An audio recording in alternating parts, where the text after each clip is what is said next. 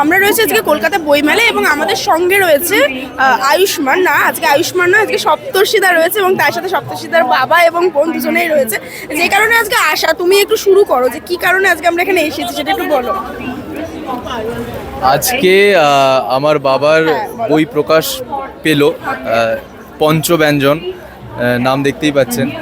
তো প্রথমেই বলে রাখি, বাবাও বলবে এই বিষয়ে, যে পঞ্চব্যঞ্জন নামের মধ্যে দিয়ে এটা ভাববেন না যে এটা রান্নার 5 পদ রিলেটেড কিছু।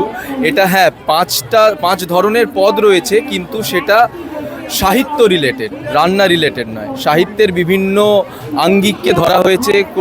কোনো এখানে গল্প পাবেন, আপনারা অনুগল্প পাবেন, আপনারা উপন্যাসের স্বাদ পাবেন, কবিতা পাবেন, বিভিন্ন ধরনের 5 রকমের পদ এখানে সাহিত্যের পদ রান্না করা হয়েছে। এবং আপনারা এটা বিভিন্ন ধরনের, আপনারা অবশ্যই পড়লে বুঝতে পারবেন যে মানে কতটা ইন্টারেস্টিং স্টোরিজ।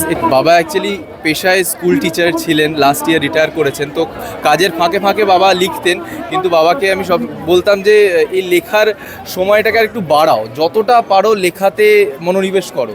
তো তারপরে রিটায়ার করার পর বাবাকে বললাম যে এখন তো অনেকটাই সময় ফাঁকা পাচ্ছ, তো এখন তুমি আরও যতটা পারো লেখার মধ্যে মনোনিবেশ করো। এবং এই টাইমলাইন পাবলিকেশনের টাইমলাইন পাবলিকেশন থেকে এটা বাবার প্রকাশ পাওয়া দ্বিতীয় বই। আগের বছরও একটা বই প্রকাশ পেয়েছে, এটা দ্বিতীয় বই।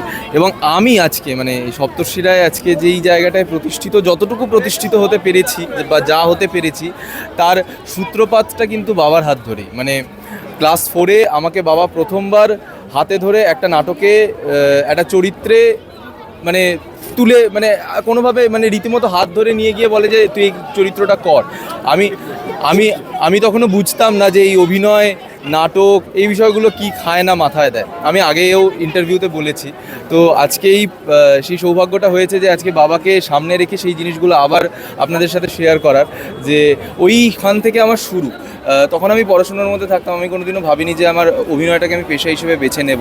তো তারপরে মানে কালের ক্রমে আজকে এইখানে আসা, এই জায়গায় আসা, তো সবটারই সূত্রপাত ওখান থেকে। এবং ওই যে গাইডেন্স, ছোট ছোট গাইডেন্স থেকে আস্তে আস্তে আস্তে আস্তে আস্তে আস্তে এখনও প্রত্যেকটা কাজ হলে সবার আগে আমি মুখিয়ে থাকি বাবা দেখলো কি না আমার অভিনয়, এবং দেখে ফার্স্ট ফিডব্যাকটা আমি বাবার থেকে নিই যে কেমন হয়েছে বলো, তারপরে বাকিদের থেকে। তো এই হচ্ছে আমার জার্নি। এবার আমি তো অনেক বলে গেলাম, যাকে নিয়ে আজকের এই বিষয়টা, তার থেকে আমরা অনেক কিছু শুনবো। বলো বাবা। হ্যাঁ, জিজ্ঞাসা করার যেটা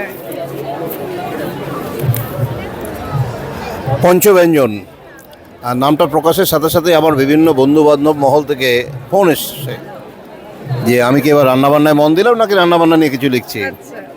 তা আমি তাদের সন্দেহ নিরসনের জন্য বলি, না, রান্নাবান্না নয়, ওটি আমি একদমই পারি না, চায়ের জলও গরম করতে পারি না। এটি সাহিত্যের বিভিন্ন বিভাগের 5 রকমের জিনিস নিয়ে আমি পাঠকের দরবারে আমার একটা ছোট্ট উপহার তুলে দেওয়ার চেষ্টা করেছি মাত্র। প্রতি বছরই বইমেলা উপলক্ষে কিছু না কিছু লিখে থাকি। এবার ভাবলাম যে শুধু গল্প, শুধু কবিতা, শুধু অনুগল্প না দিয়ে তার সঙ্গে চিত্রনাট্যও দেই। আমি বিভিন্ন জায়গায় গান লিখি, আমার লেখা গান প্রকাশিত হয়। সব মিলিয়ে একটা সম্ভার আর কি আমি দেওয়ার চেষ্টা করেছি। পাঠকদের ভালো লাগবে। আসলে চাকুরি করতে করতে বেশি লেখার সময় পেতাম না, মাঝে মধ্যে লিখতাম টুকটাক। এবার ভাবছি লিখব, সময় কাটাতে হবে, মনের মধ্যে অনেক কথা জমে আছে, সেগুলো বলার চাইতে লেখা অনেক ভালো, পৌঁছানো যায় মানুষের মনের কাছাকাছি। আসুন পাঠকরা, আসুন, পড়ুন, প্রশংসা নিন্দা দুটোই সমানভাবে গ্রহণ করার জন্য প্রস্তুত আছি। ভালো লাগবে। পঞ্চব্যঞ্জন। ধন্যবাদ। সুন্দর। এবারে আমি একটুখানি যদি তোমার কাছে যাই, সপ্তর্ষিদার বোনের কাছে, ওটা তোমাদের কাছে রাখো, আমি ওকে বুমটা দিয়ে দিচ্ছি।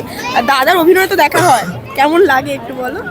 আমার দাদার অভিনয় আমার বরাবরই খুব ভালো লাগে। কিন্তু আসলে কেমন অভিনয় করে আমার থেকেও ভালো যারা দেখে দর্শকরা তারা ভালো বলতে পারবে।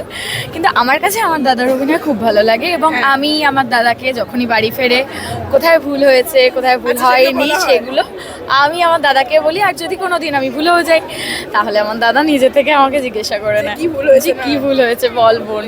এবং দুজনে ভাই বোন থাকলে যেটা হয়, খুব খুনসুটি, ঝগড়া, মারামারি, সেগুলো তো হয়। সেগুলো কি দাদার সাথে হয়? ভীষণ হয়। আগে প্রচুর হতো, ছোট ছিলাম, এখন একটু ও কাজের মধ্যে মন দিয়েছে বলে এখন একটু কম হয়, বাড়িতে সময় একটু কম দেয়। আমারও পড়াশোনার জন্য মানে আসলে আমি সাইকোলজিতে মাস্টার ডিগ্রি কমপ্লিট করেছি, তো আমারও পড়াশোনার জন্য মনটা দিতে পারি না আর কি।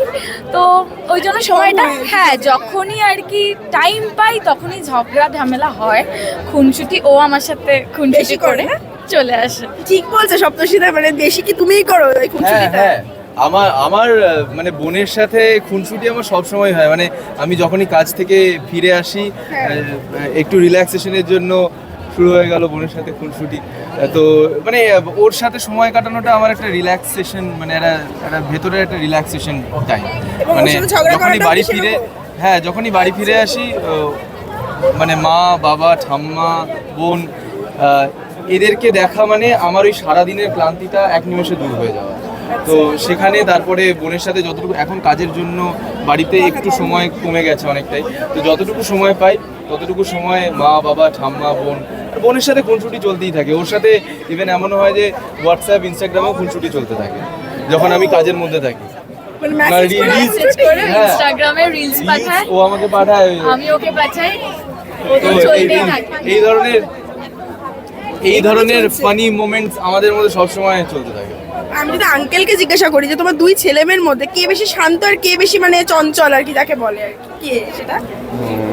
ব্যাপারটা হচ্ছে কে শান্ত আর কে চঞ্চল হ্যাঁ। বললে পরে আমার বিপদ আছে, আমাকে বাড়ি ফিরতে ও হবে, আচ্ছা, বাড়ি ফিরতে হবে, কারণ আমার কাছে দুজনেই সমান। সমান। সুযোগ পেলে সবাই তার চঞ্চল রূপটা প্রকাশ করে ফেলে। আচ্ছা, মানে দুজনেই তখন আর কি এমনি দেখি আপাত দৃষ্টিতে শান্ত, সপ্তর্ষিদা শান্ত দুজনেই শান্ত। তাকাচ্ছে, মানে বাড়ি গেলে তাহলে তোমার কিছু যে খবর আছে যদি বলো খবর আছে, একজন। খবর হয়ে যাবে। না, দুদিক থেকে হাত actually- ধরে টানাটানি শুরু করবে তখন আমি বিপদে পড়ে যাবো, কাকে সাপোর্ট করবো? না না, অ্যাকচুয়ালি দুরন্ত বলতে গেলে বোন শান্ত, বোন প্রকৃত অর্থেই শান্ত, ছোটবেলা থেকেই ভীষণ শান্ত, চুপচাপ ধীর স্থির। আর দুরন্ত, আমি ভীষণ দুরন্ত ছিলাম, প্রচন্ড দুরন্ত ছিলাম ছোটবেলায়, মানে মাত্রাতিরিক্ত, মানে কি বলবো। সেখান থেকে আস্তে আস্তে যত বড় হয়েছি, যত মানে ম্যাচুরিটি এসেছে, বাস্তবের সাথে আরো বেশি ওতপ্রোতভাবে জড়িয়ে গেছি কাজের মধ্যে, কর্মজীবনে, তত অভিজ্ঞতার সাথে সাথে সাথে সাথে মানে ধৈর্য এসছে। কিন্তু ওই ভিতরের ওই চঞ্চল ব্যাপারটা না সবসময় নিজেকে নাড়া দেয়। এবং আমি অ্যাকচুয়ালি নিজে বাস্তবিক অর্থে ভিতর থেকে ভীষণ চঞ্চল। মানে আমার কো-অ্যাক্টার্স যারা, মানে বিশেষ করে আর্য, অভিজিৎ দা, যাদের সাথে আমি গ্রিন রুম শেয়ার করি, বোন তো বলতেই পারবে, বোন, বাবা, মা, কিন্তু কো-অ্যাক্টার্স যারা, ওরাও জানে আমি কতটা চঞ্চল। মানে অবশ্যই ক্যামেরার সামনে তো সেটা প্রকাশ করব না, তখন আয়ুষ্মান বা বিটিএসেও সেটা প্রকাশ করব না, কিন্তু আমি কতটা চঞ্চল, দুরন্ত, সেটা ওরা মোটামুটি 8 মাসে এক্সপিরিয়েন্স করেছে, বা আগের আমাদের কো-অ্যাক্টার্স যারা আমার ছিল তারাও এক্সপিরিয়েন্স করেছে। আমি ভীষণ চঞ্চল। সপ্তর্ষির চঞ্চলতা নিয়ে হ্যাঁ, যদি বলতে হয় তাহলে আমাকে আগামী বইমেলা একটি বই লিখে ফেলতে হবে। আচ্ছা, অনেক কাহিনী আছে। আমাকে এক নামে আমার পাড়ায় আমার মানে দুষ্টুমির জন্য চিনতো, গোটা পাড়ায়। মানে আমি কি যে দামাল দোষী একটা ছেলে ছিলাম, হ্যাঁ। সেখান থেকে আজকে একদম পুরো ওই 180 ডিগ্রি। যারা আমার ছোটবেলায় আমাকে দেখেছে তারা এখন আমাকে দেখলে মানে মেলাতে পারে না, ওই ছেলেটা এই ছেলেটা। তো এটাই। আচ্ছা, আর বোনকে কি সব কথা দাদা বলে নাকি কিছু কিছু কথা চেপে যায়? আর বোনও কি সব কথা দাদাকে বলে?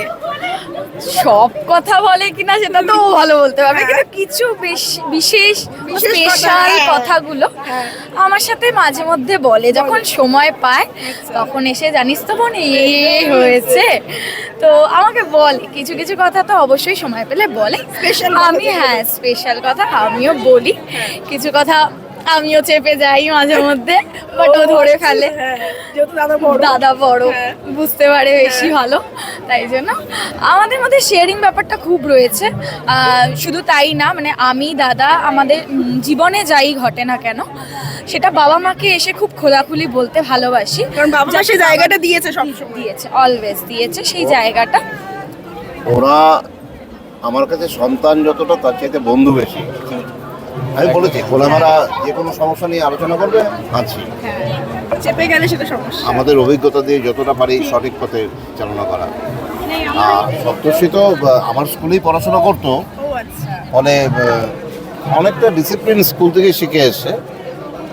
মাঝে মধ্যে একটু এদিক ওদিক হয়নি তা নয়, কিন্তু সেটা আমরা কন্ট্রোল করে ফেলেছি। হ্যাঁ, আর এখন যে প্রফেশনে আছে ওর দম ফেলার সময় নেই, মানে যদি মনে করে যে একটু দুষ্টুমি করবো, দুষ্টুমি করার সময় নেই। আর আমার পাঠক দর্শক সবার কাছে একটাই অনুরোধ করবো, আশীর্বাদ করুন যেন আরো বড় হতে পারে। এবং এখন তো দাদাকে সবাই এক ডাকে চেনে, এই যে এসে সেলফি তোলে বা এটা তো ভালো লাগে একদিক থেকে। এবং আরেকটা যেটা বিষয়, এখন দাদা কতটা মানে দাদার কাছে যেটা চাওয়া হয় সেটা কি পাওয়া যায় সবসময়? দাদার কাছে আমি আসলে খুব চাপা, আমি চাইতে পারি না, তো তার জন্য দাদা বুঝে যায় যে যা বোনের এটা দরকার, তাহলে আমাকে বোনকে বলতে হবে। তো আমাকে যখন ও বলে আমি মোটামুটি বলি যে হ্যাঁ দিলে ভালোই হয়, মুখ ফুটে বলি না কিন্তু দিলে ভালোই হয়। তো এরকম ব্যাপার। আর যখন সেলফি তুলতে আসে মানুষজন, আমি আরো বেশি উৎসাহ মানে দেখাই যে যা তুলছে। আর আমি দাদাকে নিজের থেকেই আর কি বলি যে এই দাদা তোকে ডাকছে, তুই যা গিয়ে সেলফি তুলে আয়। তো আমার ভীষণ ভালো লাগে বিষয়টাকে, আর আমি খুব এনজয় করি। আমি দাদাকেও সাপোর্ট করি অলওয়েজ। আমাদের মানে আমি, আমার বাবা মা সবাই দাদাকে খুব সাপোর্ট করি যে এই প্রফেশনটা বেছে নেওয়ার জন্য, এটা এত সুন্দর প্রফেশন বেছে নেওয়ার জন্য। তো এই বিষয়ে যেটা বোন বললো লাস্ট, এটা এই বিষয়ে সাপোর্ট, মানে আমি এমন একটা জায়গা থেকে এই প্রফেশনটা চুজ করেছিলাম, এটা আমি আগেও ইন্টারভিউতে বলেছি যে কেমিস্ট্রি পড়তে পড়তে হঠাৎ করে আমি থিয়েটার পড়তাম, কিন্তু সেগুলো অ্যামেচার থিয়েটার, কিন্তু এই যেহেতু একদম হাতে খড়ি একদম ছোটোবেলা থেকেই তো পড়াশোনার পাশাপাশি ওটা আমার ইকুয়ালি বেড়ে উঠছিল আমার মাথার মধ্যে, এই যে শিল্প রিলেটেড বিষয়গুলো। তো এমন একটা সময় গিয়ে আমার মাথা চাড়া দেয় যে না, আমি আর এই পড়াশোনার মধ্যে থাকতে চাই না, আমি যেটা করতে ভালোবাসি সেটাকেই আমি প্রফেশন বেছে নেব, মানে ভালোবাসাটাকেই আমার প্যাশনটাকেই আমার প্রফেশন হিসেবে বেছে নেব। তো তারপরে যে ডিসিশনটা নিই, হঠাৎ করে কেমিস্ট্রি ফার্স্ট ইয়ার প্রায় শেষ, তো হঠাৎ করে একদিন ফ্যামিলিকে বলি যে না, আমি কেমিস্ট্রি নিয়ে আর এগোবো না, আমি নাটক নিয়ে পড়াশোনা করব এবং দেখা যাক, আমি জানি না এর ভবিষ্যৎ কী, কিন্তু আমার এটা করতে ভালো লাগে, আমি এটা নিয়ে পড়াশোনা করব, এটা শিখবো এবং এটা নিয়ে আমি এগোবো। এর কীভাবে মানে এর প্রসপেক্টাস কী বা এটার প্রপার ধারণাও আমার ছিল না, কিন্তু আমার কাছে এটুকু ক্লিয়ার ছিল যে আমি এটা ভালোবাসি, আমি এটাই করব এবং এটাকেই আমি প্রফেশন বানাবো। আগামীতে কী হয় না হয় সেটা আগামীতে দেখা যাবে।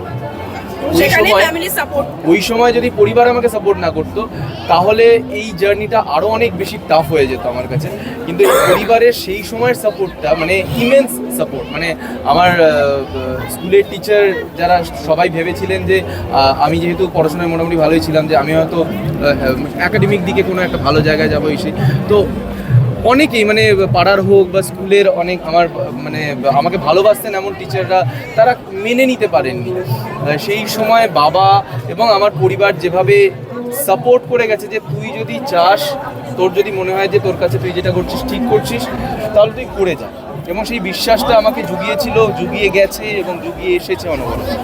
তো ওই সাপোর্টটা না পেলে এই জার্নিটা আমার কাছে অনেক কঠিন হয়ে যেত। বাবা মা সাপোর্টটা সবথেকে বেশি দরকার এবং সেটাই তুমি পেয়েছো, সেই জন্যই হয়তো সাকসেসফুল। আমি সপ্তর্ষির বর্তমান প্রফেশন নিয়ে একটা কথা বলবো। আমি ছোটবেলা থেকে ভাবতাম অভিনেতা হব, পর্দায় আমাকে দেখা যাবে, কিন্তু কর্মজীবনে ঢুকে যাওয়ার পরে সে আশা পূরণ হয়নি। তো একটাই কথা বলবো,